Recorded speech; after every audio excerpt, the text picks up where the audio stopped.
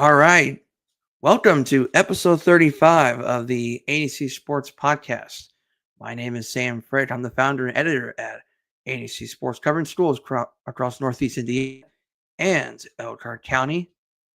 And that includes our expanded coverage to 65 schools, including schools down south in Grant County. So, for this episode, this is a live show, something we don't normally do here on the ANEC Sports Podcast, but considering that wanted to try something different, try something new, this would be an opportunity for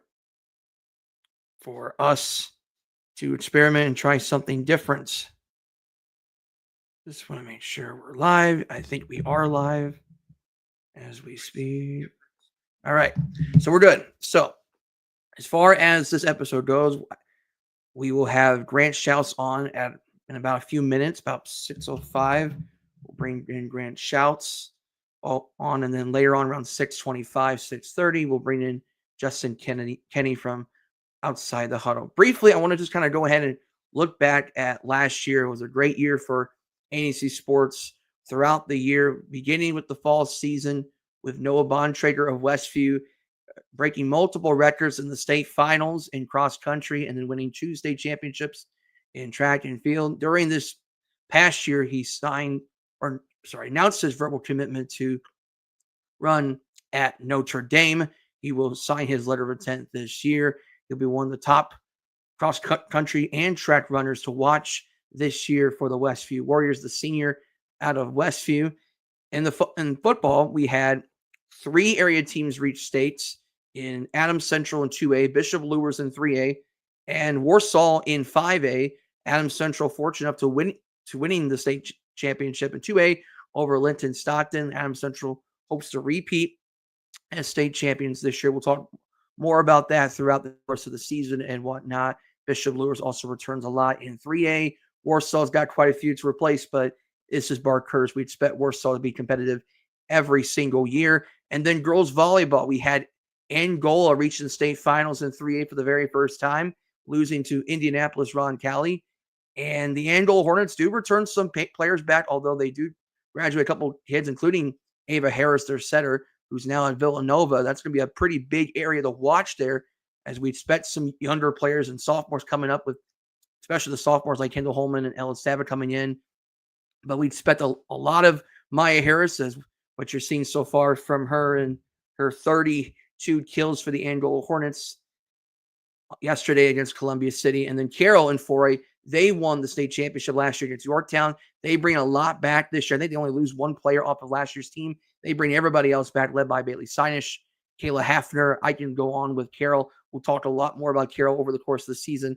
And then kind of quickly moving forward here, I don't want to talk too much here, but winter season, mainly of basketball. We had a couple of girls basketball teams reach the state finals with Norwell and Warsaw. Norwell winning the state title in Class 3A against Greensburg, and then Warsaw falling to Lawrence North in 4A. And then obviously spring sports, we've had a lot of great moments as well. And obviously Noah Bontrager highlights on that list as well. So for today's show, we're mainly going to be talking football. I don't want to talk too much about the other fall sports for this episode. That will be reserved for next week when we are well into the fall season, as girls golf is only 2 weeks old. Girls, boys soccer, cross country, and girls volleyball pretty much just started yesterday. And then football had their scrimmages on Friday night as well. Keep in mind, we've expanded to 65 schools, so we're covering the entire Fort Wayne area. We're covering all of Elkhart County. We are covering most of the Northern Lakes Conference, right? We're covering the entire Wabash County, which is something we have not done before. And then now we're expanding down south and just north of central part of the state in Grant County with Eastbrook, Madison, Grant, Mississauga, and Oak Hill. And speaking of Grant County, we're going to go ahead and bring in Grant Shouts to talk about Grant County sports. Grant Shouts, he is one of the guys contributing for Action Sports Network, which they cover the Marion area. They cover some schools nearby like Norwell and Wabash schools in our area of the woods. And he also has his own site called shoutshoops.com. So here we are. This is Grant Shouts to my right here. And Grant, how are things going for you so far as we lead up to the brand new year of high school sports? Yeah, I'm looking forward to it. It all starts tomorrow. Um, Yeah, that's right. got a lot to get through here this week, but we're going to be doing our first football games Friday, and just can't wait, man. Just so excited. Yeah, it's went by so fast. Grant, before we talk about this season, I do want to briefly introduce yourself. We have an audience that maybe has not heard of you before. You are from the Grant County area of the woods, so this is your neighborhood, if you would. Talk a little bit Yeah, about yourself and what got you into sports media. yeah. So I went to Oak Hill High School, graduated in 2023. It was such a great place to go to school. I grew up with some great people, some great friends who I'm still friends with to this day. My dad was a basketball coach at Oak Hill. He was on the staff that won the state championship in 2018, the boys basketball team. So I was always around basketball. I was always around sports. I love sports. Um, some of my best memories, I think some of my best memories, and probably a lot of the best friends I have to this day, I've made because of sports and just being around it. When I was a kid, I used to go out in the yard and throw the baseball around and play the game as I'd be announcing it, all that kind of stuff. I had so much fun doing that, and as you do that and you practice it, it becomes more natural to you. And I started doing play by play, just at my house, especially like during COVID. Like I'd be playing a video game and announcing the game as I'd be playing it, that kind of stuff.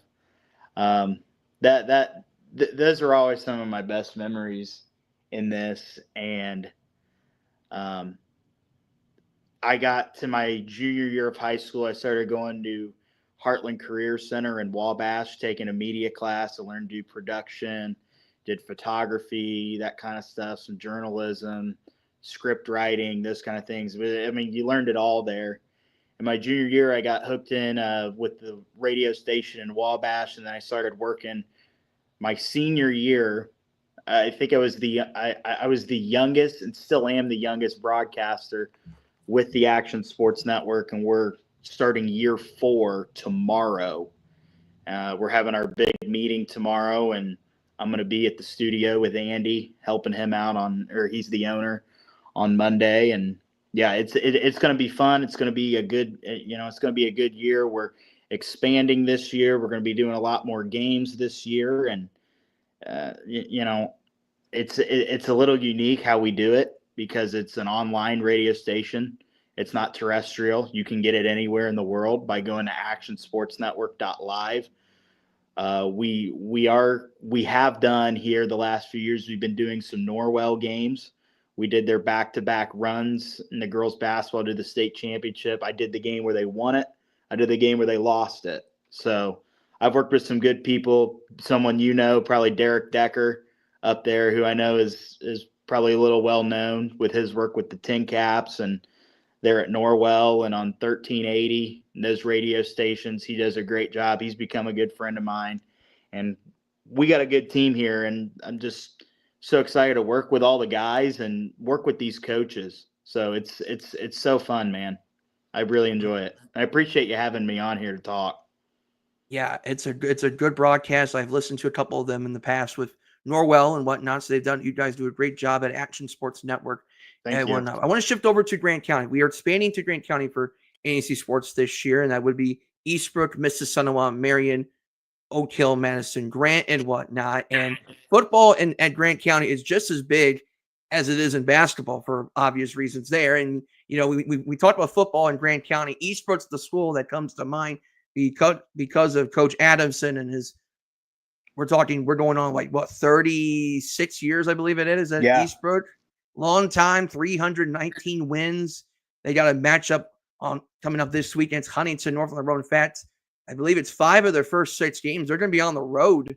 So they're going to be called Road Warriors for quite a while in the months of August and September. So, you look at this Eastbrook team last year, they had a down season by their standards, 4-6, young team, but they return a lot back, including with quarterback Bodie Howe, who is quite the athletic individual himself, not just with football, but in other sports. And you got Jacob McDermott, who one of the top tacklers at Eastbrook this season. Oak Hill was 6-4 last season. They've been consistent for a while now under Coach Usman, I believe it is. And then you got Mrs. Senewa, who's been making some runs in the playoffs in the past, including a guy by the name of Elijah Monday. And I know that name from a couple of years ago because of that regional game against Leo. So, Grant, when you look at this area right now in football, what are some things that stand out to you as you lead up to week 1 of the high school football season?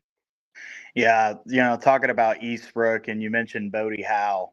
A few years ago, was talking with Jeff Adamson. Me and a couple guys were talking to him, and he said, when it's all said and done, and Bodie Howe's a senior this year, which I can't believe it. It feels like he's been in school for forever. But he said when it's all said and done that he's going to be a top 5 player to ever come through the program at Eastbrook. And he does it all. He's the quarterback. He's a defensive back. He's a kick returner. He plays, he's always on the field. Like, it seems like he's constantly out on that field. And, last year, 32 of 67 through the air. They don't throw the ball as much. He had 414 yards through the air passing, 1 passing touchdown, 156 carries, just shy of 900 yards at 898 yards last year, 15 touchdowns.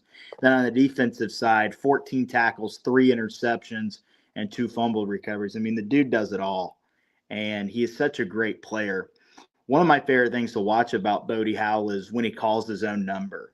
When he calls his own number, like on a quarterback draw or on a QB sneak, whatever the case may be, he constantly is making plays, and it always seems like they're positive plays. And this is an Eastbrook team where you mentioned the kind of down year in their standards. It was definitely a down year record-wise, going 4-6. They had a good team last year, and they lost games in ways that, they lost games that they shouldn't have lost. Let's put it that way. They had a 4-game losing streak to end the year. But look at the teams they played. They lost to Madison Grant in a close game. They were blown out by Mrs. Senewal, which was not surprising due to the fact Mrs. Senewal is Mrs. Senewal. And then they lost a close game literally on the last play of the game last year at Oak Hill. And then they kind of controlled most of their first-round sectional game against Tipton. And Tipton just pulled away at the end and won by 10. So they lost those last 4 games, but they lost them in, I would say respectable fashion. Coming down to the last play of the game, like we said, against Oak Hill, the Madison Grant game was close and the Tipton game was close. The only game that wasn't was Mrs. Senewal. So those were 3 out of 4 games that could have gone either way to kind of change that record a little bit. But they return a lot of young guys, and they're going to have a good team this year. Coach Adamson said they have several starters that are going to be returning, and those players are going to be setting a standard for how hard they can work and the continuous improvement. A lot of young guys who can play important roles if they can put in that work, and they will. They're a team that will start off slow, maybe don't have a great first 2 or 3 games, and it shows last year they lost their first 2 to Huntington North and Fort Wayne Concordia at home. And then they ended the year the way they did. Like we said, they lost those 4 games, but they competed. They never rolled over. They had a good win against Frankton. In my opinion, their best win of the year last year was against Alexandria in a 28-27 game. They play close games, and that's going to carry over into this year, I think, with Eastbrook, is that if they get into close games, they have guys that have been there before, and they're going to know what to do. And that definitely is going to help their case. Mm-hmm. And the CIC is very competitive. We've seen this in the past couple of years with Eastbrook, Mrs. Senewal, Oak Hill, and Alexandria. Just a couple of years ago, won the CIC in a dramatic fashion against Mrs. Senewal. So this conference, at least from the top half of the conference, it's a very competitive conference nonetheless. And Eastbrook has built a schedule that prepares them for the state tournament in Class 2A, which, by the way, Adams Central is in 2A. Knock on wood there.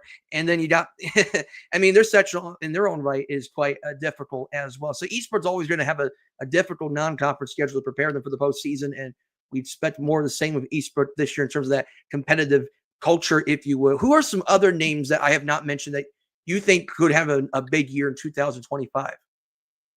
One I would say is Miles Brown, who is a running back for them. He's 5'11", 160 pounds, 48 carries last year, 251 yards, 1 touchdown, 22 tackles on defense.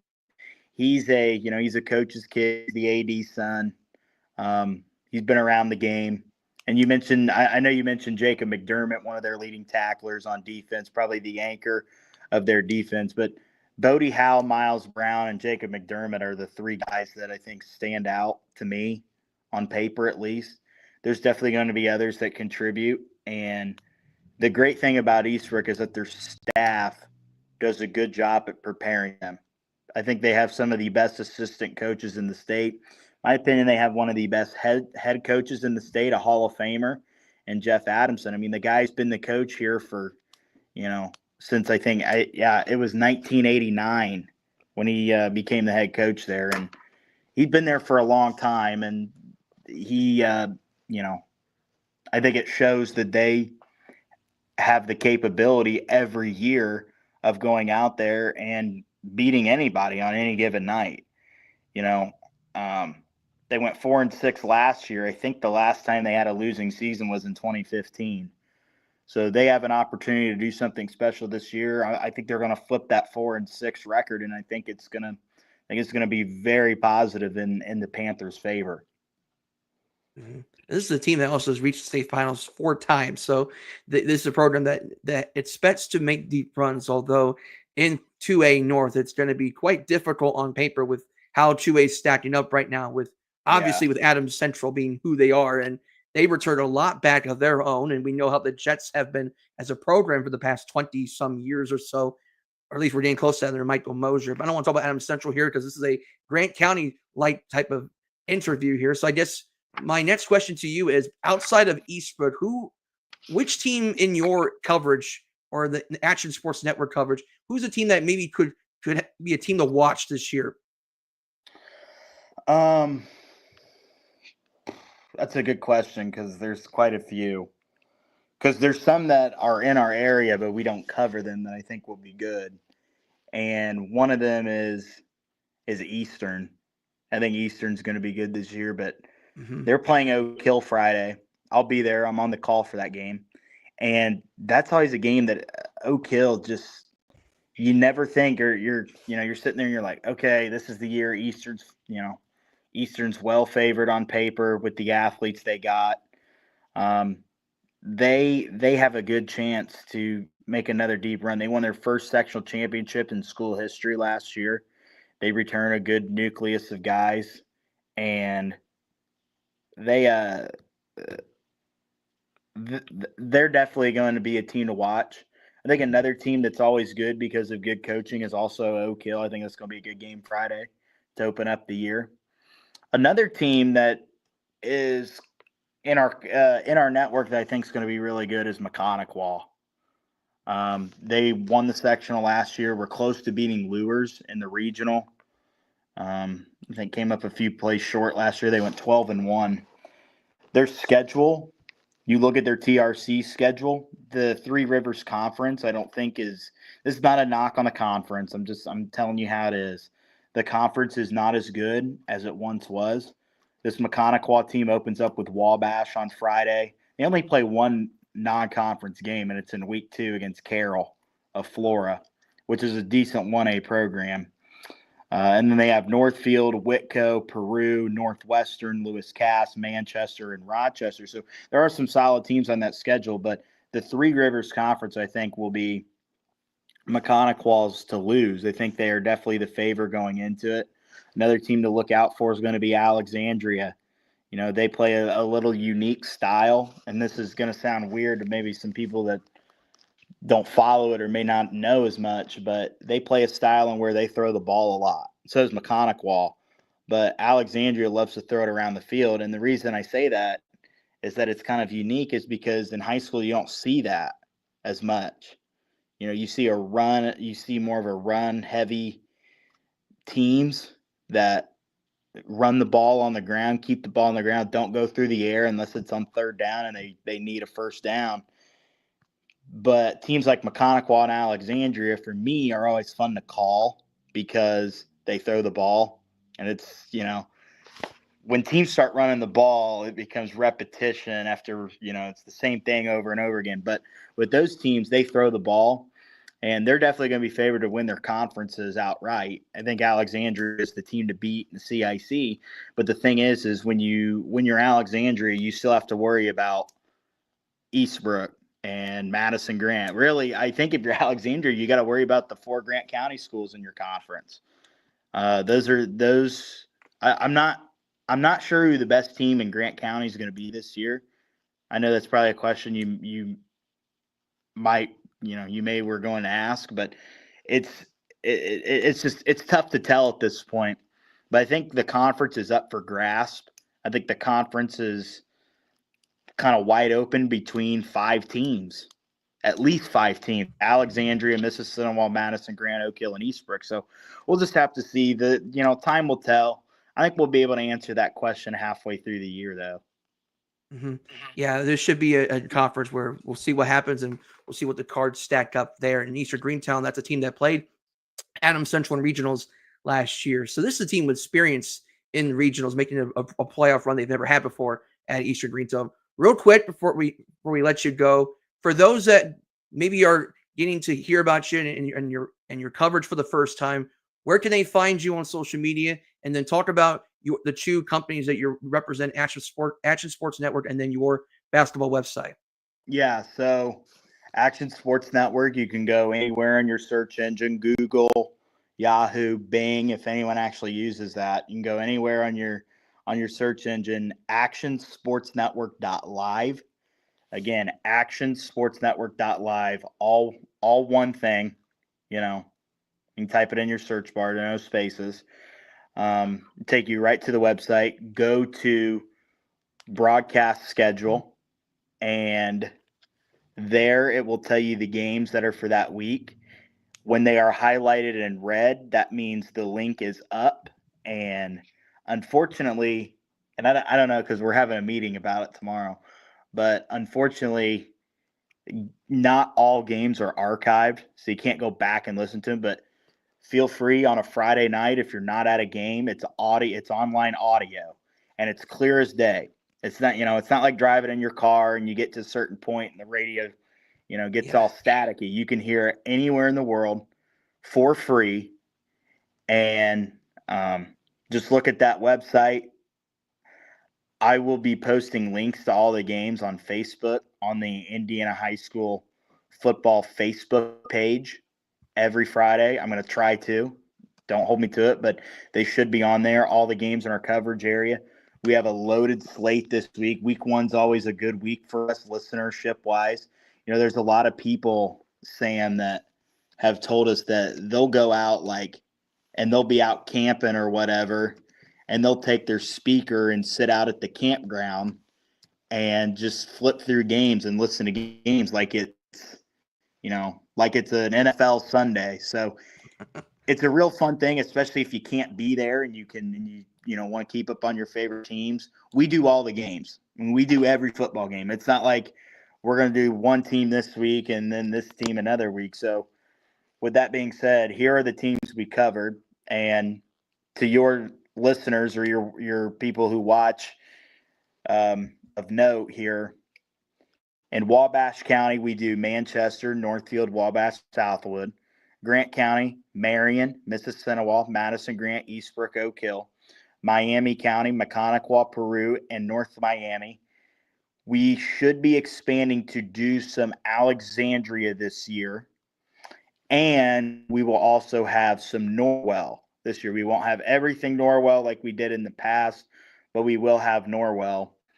And it's going to be a good week. This Friday, we have Eastbrook at Huntington North football, Mississinawa at Norwell football, Oak Hill at Eastern, Madison Grant at Tri-Central, Fort Wayne South at Marion, Maconaquah at Wabash, Manchester at Northwestern, Rochester at Southwood, North Miami at Northfield, Peru at Logansport, and Westdale at Alexandria. So it's loaded on Friday. We're looking forward to it. It's going to be a good. You can find my social media, Grant Schaus on Twitter. Just look me up, Grant Schaus, or my username, Grant Schaus 11. That's 11. So Grant Schaus 11. And then as for my basketball website, SchausHoops.com, it's kind of my baby. Unfortunately, this time of year, it's a little slow. Not a whole lot to be put on there at this point, but when the basketball season gets on there, high school, college, whatever, it's more of a hobby, honestly. Like I focus more on the broadcasting side of stuff, but it's become a hobby and it's taken me some great places. So you can find me there, and look forward to coming on here again and talking. I think you got a good thing going here, Sam. I really enjoy doing this. All right, Grant, thank you for taking the time to talk about Grant County football, and good luck to you and your Action Sports Network as you get things rolling this week with football coverage. Thanks, Sam. I appreciate it, and we'll be in touch with you. All right, see you, Grant. Yep, see you.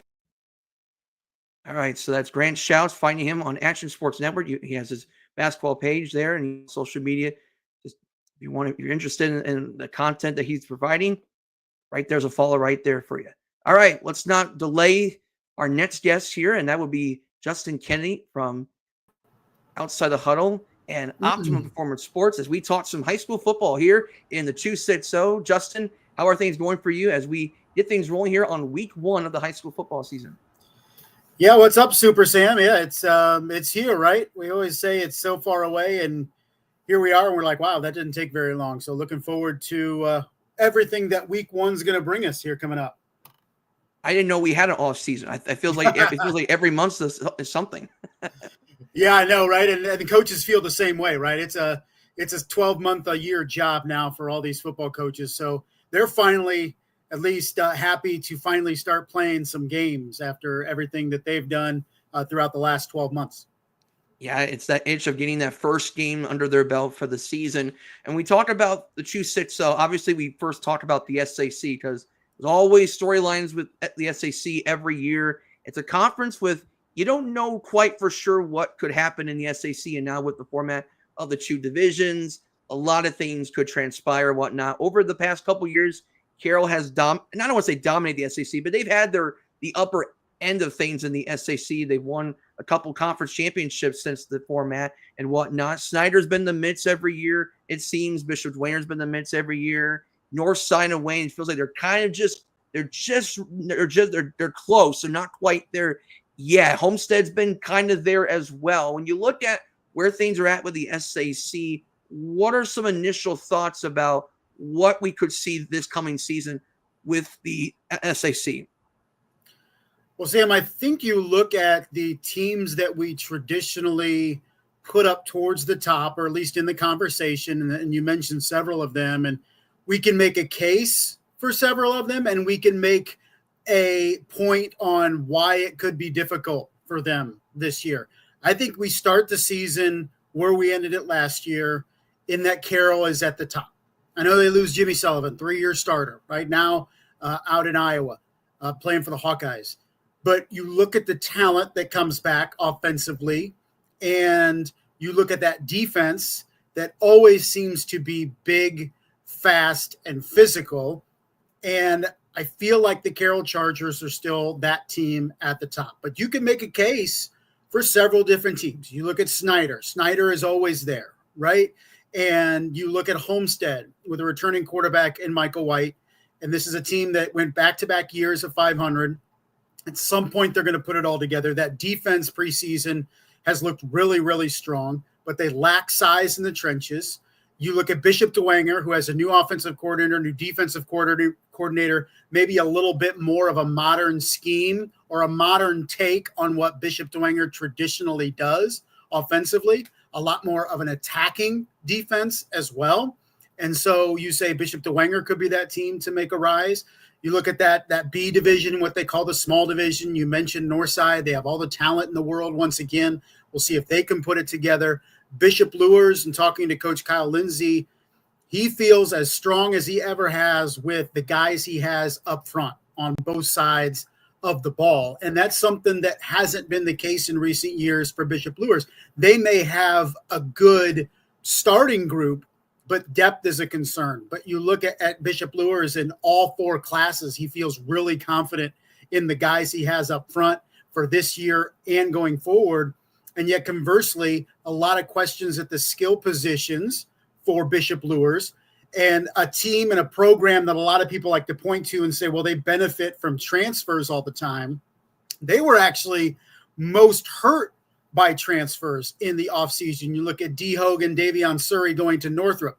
You look at Darion White getting the Wayne job, and he was a former Bishop Luers assistant. So his 2 boys go to Wayne with him. Devin Patterson, who was also a co-starting quarterback with Jace White last year, he goes over to Southside. So the team that a lot of people say, well, they're always going to find people, they have holes to fill. And Sam, when you look at who's going to be filling those holes, a lot of sophomores. There's a lot of talent in that sophomore class for the Knights, but it's also very, very inexperienced, including whoever wins that quarterback battle, Tommy Reichert or Knox Johnson, both sophomores. So you look around the landscape of the SAC and you can make a case for 5-6 different teams, but you can also make a good point on why that team is not the favorite in the SAC. So it should be a fun year. Yeah.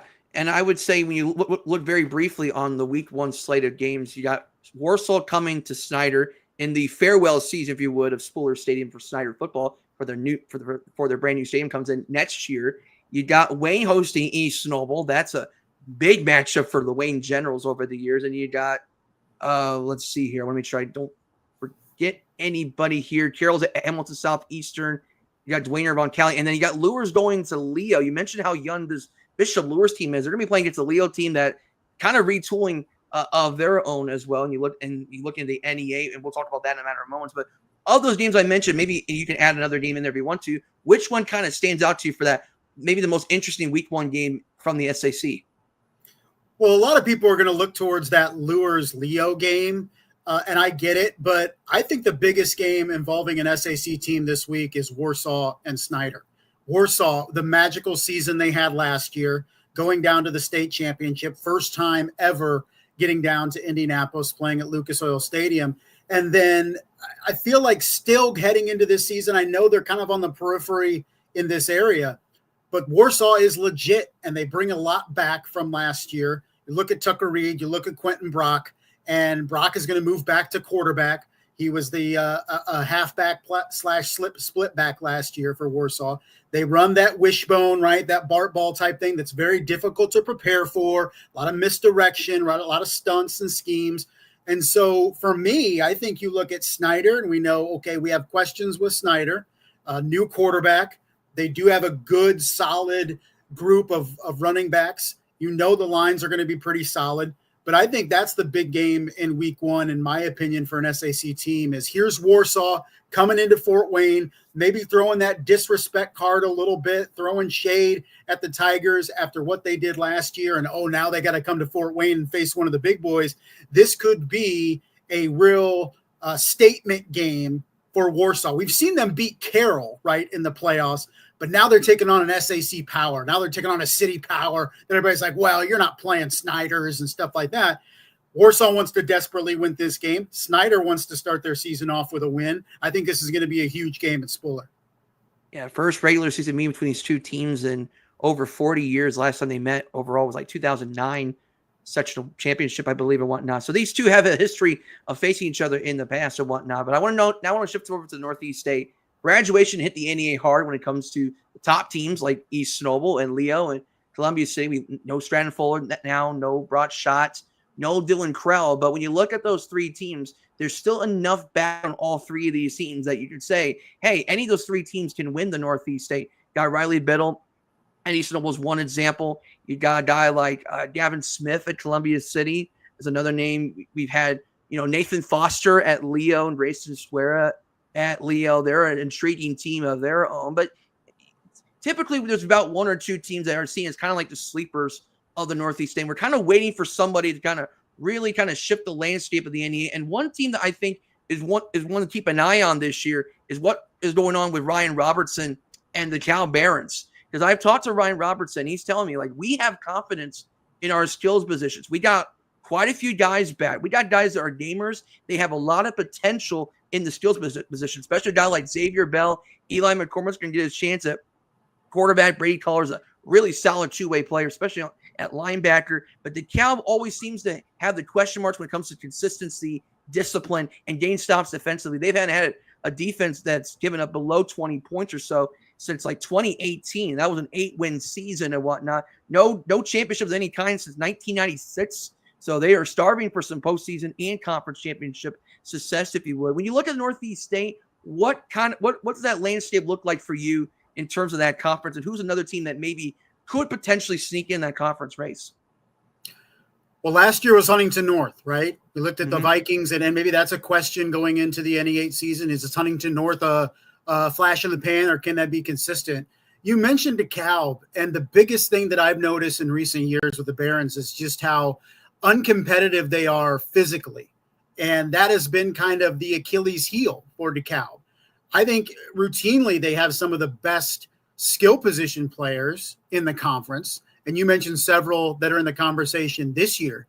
It's just up front, and over the course of 4 quarters, they would get beat up and they would get wore down and they would get pushed off the line on both sides. And that was the catalyst for DeKalb not being able to take that next step. I think with Ryan Robertson come in, he knows that. He knew it coming in. I don't know if it's a fix quick enough to really turn it around in 1 year, but the first step towards solving a problem is admitting you have one, and Ryan Robinson has with that team, and the lack of physically intimidating guys and being able to hold the point of attack. And so for me, that's the big question for DeKalb. They have the dudes once again, but can they make a lot of strides in the interior, offensive line, defensive line, because that's what's keeping them away from competing from the East Nobles, Columbia Cities, and Leos of this league. Mm-hmm. Now, of those 3 in the NEA, which team do you think would have the edge between East Noble, Leo, and Columbia City? Because I think you can make an argument for all 3. East Noble's had the edge in the last couple years, but they do graduate quite a bit. At least on the defensive side, they have graduated quite a few, but they do have enough back. I think they're still in the thick of things, but where do you stand on that? Well, I think the huge thing for East Noble is the returning quarterback in Riley Biddle. And you look across the landscape of the NEA, Grayson Esguerra transfers to Carroll. So you have a new quarterback at Leo. Columbia City is replacing their quarterback. So Grayson Bradbury's gone. So there'll be a junior quarterback at Columbia City. So on top of Leo having to replace Brock Schott and Landon Hepner, and Columbia City having to replace guys like Stratton Fuller and Landon Fazio, is now you're having a new quarterback behind center. You look at Leo and say they have Nathan Foster. In a perfect world, they'll hand the ball off 20, 25, almost 30 times a game to Nathan Foster and let him cook. But you look at the balance that East Noble has. Riley Biddle, that defense brings a lot back. I think Alex Scott is truly going to break out this year. If people still don't know who he is in the back end of that defense at 7 interceptions last year, you have to like what East Noble has in the trenches as well. I think in terms of where these programs are at, East Noble gets the nod atop the league to start the season, but Columbia City is there. Leo will be there again. And so it'll be the usual suspects this year. Again, I think our hope is, much like we saw Huntington North last year, can somebody else crash the party up top? Is it Huntington North? Is it DeKalb, as you mentioned? We're going to have to wait and see. Mm-hmm. And I think that with East Noble does return still some solid skills players to throw the ball to. They need to, is also one of the advantages for East Noble. On top of the fact that they have a returning quarterback, and they always have the guys up front. They always have the meat grinders up front. And that's always something in the NEA. You have to be able to have a good lineman on both ends of the field to win in this conference and be able to stop the pass, because it's a conference becoming more of a pass-friendly conference, if you would. Now we shift over to more run-heavy conferences in the ACAC and the NECC. Let's go ahead and briefly talk about the ACAC, because I think I know where this is heading once again, but we would have to imagine the defending state champion Adams Central Flying Jets, despite losing some guys like Matt Heiser, for instance, they returned pretty much everybody back on paper. You would have to think they're going to repeat the ACAC on paper. Now, hold the applause. It's just on paper. But we expect the Jets to be a team to be one to keep an eye on this year with all those guys back with Fravel and Roche and whatnot. I could go on and on about the Jets, but a couple of teams to watch in the ACAC. You got Heritage, that's retooling, if you would. You got Bluffton returning 20 starters, if I recall. A lot of talent in the backfield, quarterback, on defense and whatnot. And you got South Adams making their run the semi-state last year in 1A. Probably a little bit more of an unexpected run, if you would, for South Adams, but they returned a lot back with quarterback Titus Lehman there at quarterback. And they got Nathan Plattner, I believe it is, up front for the Starfires. What stands out to you about the ACAC?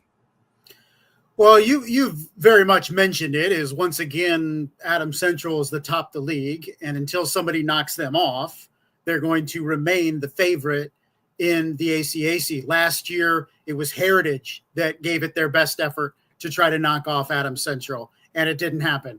And now Adams Central is coming off a state championship run last year. Fourth time they get down there. They knock off Linton in Class 2A in their first year up there. And you look at what they bring back. They have 7 starters back offensively, obviously led by guys like Jamison Roach and 2 really phenomenal linemen that could play in any league in this area in Cam Fravel and Nate Gierkin. And that's maybe the biggest thing that we take for granted with Adams Central is just the dudes they can continuously put up front, offensive line, defensive line. So Adams Central is still there. But you mentioned it, Bluffton returns a phenomenal amount of starters. You say they have a great junior quarterback, similar to Adams Central and Axton Best. You could say they have arguably the best wide receiver in the league in Cooper Craig, or AJ Strevler. And then you have maybe the best all-around running back athlete in Cooper Craig. But Bluffton, once again, defensively, can Bluffton get the stops against Adams Central? That's the big thing, Sam, is we keep talking about each year these teams and, offensively, what do they got to combat Adams Central? But defensively is where it's going to come down to, is being able to get consistent stops and force turnovers against Adams Central. And that's why Adams Central has won, 30 straight against ACAC foes, this is just dominance. And you may be able to put out a good offense against Adams Central. It doesn't mean anything if you can't get consistent stops. And that has been the case the last 4 years. And unfortunately, that's kind of what we expect this year, unless a team like Bluffton can break through. And I look at the Tigers as maybe the biggest threat to Adams Central this year, like Heritage was a year ago. I mean, Adams Central's in a good place when you're scrimmaging Bishop Dwayner last week. Adams Central's definitely in a good place like that. I mean, it speaks a lot to the program because, over the last 4 years or so, we talked about how much wow, they keep blowing out all these teams, whether it's in their conference or in the playoffs. But the one team that always seems to figure out how to beat Adams Central outside of last season with Garrett in week 1 has been Indianapolis Lutheran. So it just shows you the consistency with this program and being blessed with some amazing talent and whatnot with Adams Central, a very small school, but with great football tradition. NECC, we know this conference is kind of unique with this one because of 2 divisions.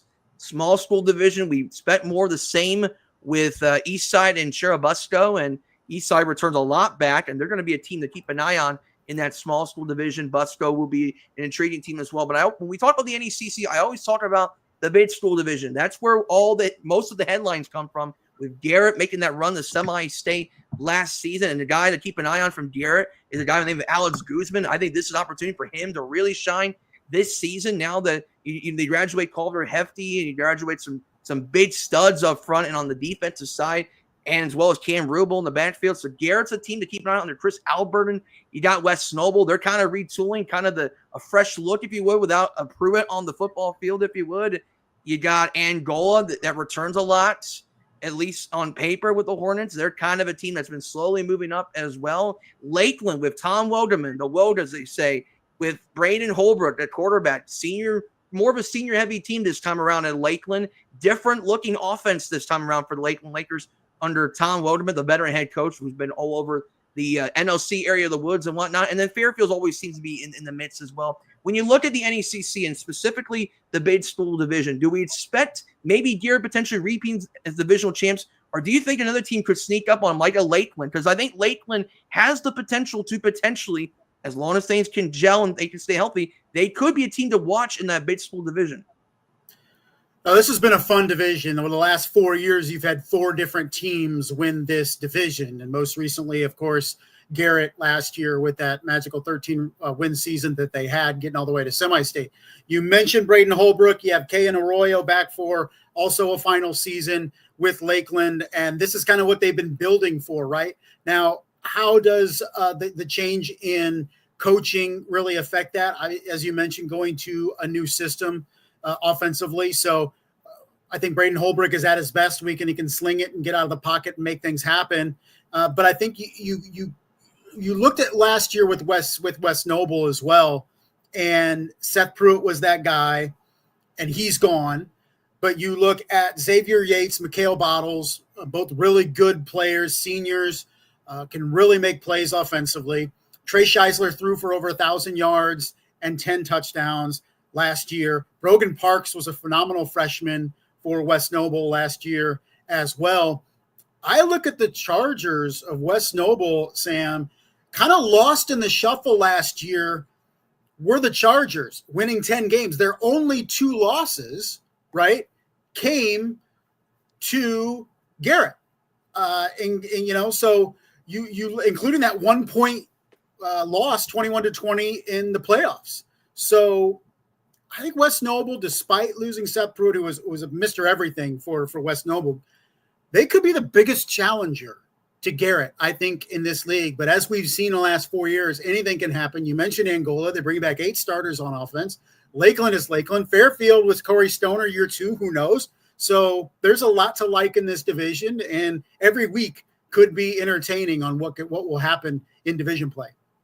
Yeah, and I think the Yates brothers are definitely a unique group there. You got Lucas Conway there as well. They're always they've been an athletic team for quite some time under Monte Mayhor, so I think they're a team to watch there.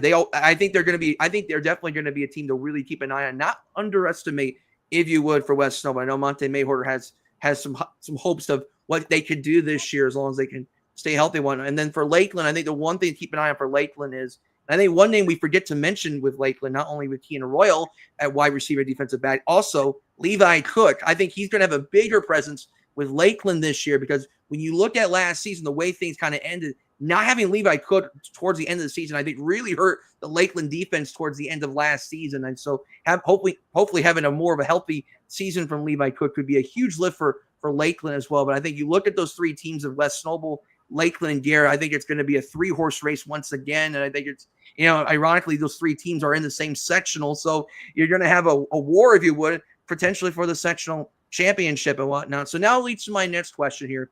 We always debate about what the preseason player of the year could look like here in this area. We've had some names over the past few years. We've been kind of spoiled with some names of Jimmy Sullivan and Brock Schott and Stratton Fuller of the sorts and whatnot, Dylan Krell. We've had a lot of great names coming through this area. Who's that one name that we could say maybe could potentially be the player of the area, if you would, this year? Well, in terms of talent, you could argue that nobody has more talent and potential than Jaquaden Guilford at Northrop, and still yet only scored a couple touchdowns last year. Obviously, the potential is through the roof. You don't get offers from places like Ohio State and in the SEC if you don't have potential. And I know there were struggles at quarterback last year when David Callison got hurt in week 2, and then he struggled to kind of come back healthy the rest of the season. But I look at that Northrop offense, who really, if they could get some blocking, really have some dudes. I mean, Callison, Jaquaden Guilford, D. Hogue, Davion Surrey. I mean, Robert Renford II, I think, is going to, or Robert Renford IV, is really a breakout candidate in the backfield for Northrop. So if that offense comes together and Jaquaden Guilford puts up big numbers, as he's perfectly capable of doing in the right situation, I think you look at Quay as potentially that player of the year at the end of the season. And I think you look at Northrop, and while I don't think it's realistic that they compete for the SAC championship, like if everything comes together for the Bruins, could they go 4-5 in the regular season, 5-4? I mean, that'd be a huge step forward for Northrop. So I think you look at Quay. I think Nathan Foster is up there, especially considering with how much Leo is going to put on his shoulders, especially earlier in the season with the rest of that offense trying to find itself.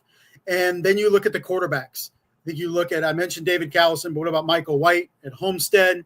We talked about some guys too, and Braden Holbrook as well. If West Noble has a huge season, Northside is stocked full of talent. So I think there's a lot to like. And then Bishop Luers, you look at that defensive front in particular, Ale Taylor and Jerron Taylor, those two brothers that are so huge and so dynamic and really, really broke out when this team made a run to the state championship game last year. Could it be an interior lineman or an edge rusher like one of the Taylor boys that breaks out and really has a monster season? So I think the beauty of it, Sam, is we graduated so many known quantities that we have a lot of questions this year, right? We knew for the last couple of years that it was Brock Schott and Stratton Fuller and Landon Hepner and the athletes we had in the SAC. And a lot of those guys are gone now, right? What's the next crop of dudes that are going to show out?